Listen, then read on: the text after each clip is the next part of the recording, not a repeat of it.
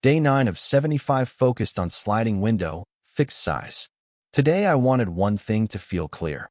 Using a stable invariant sliding window, fixed size feels like a process instead of a trick. The goal was not to memorize a finished answer. The goal was to pin down the invariant first, because once the invariant is visible, the implementation starts looking like a short argument instead of a scramble of conditionals. The first checkpoint was name the exact window, prefix, or pointer region each variable owns. That matters because a good solution should let me explain why the next move is legal, not just show that the code happened to pass one sample input. If that rule is visible, I can rebuild the solution even if the example changes. The second checkpoint was reuse prior work instead of recomputing the same range each iteration. That is the part that turns the topic from an abstract label into something operational. I can read the input, decide what state deserves to survive, and ignore the noise that will not help the next decision.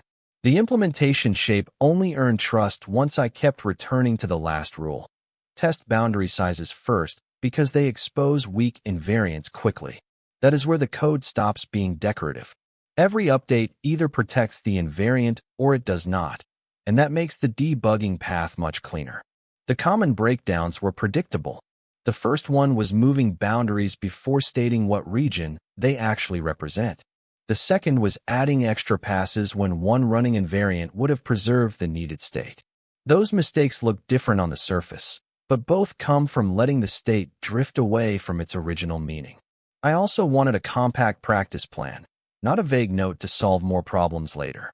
My rule was to state the invariant, trace one tiny example, and then confirm that each update still tells the same story. That kind of drill is small enough to repeat, but strong enough to expose weak reasoning quickly. What helped most is that sliding window, fixed size now feels like a repeatable decision process. If the input changes a little, I still know what question to ask first. That is the signal I wanted from today's work, because it means the lesson is portable instead of tied to one exact problem statement. So my recap for day 9 is simple.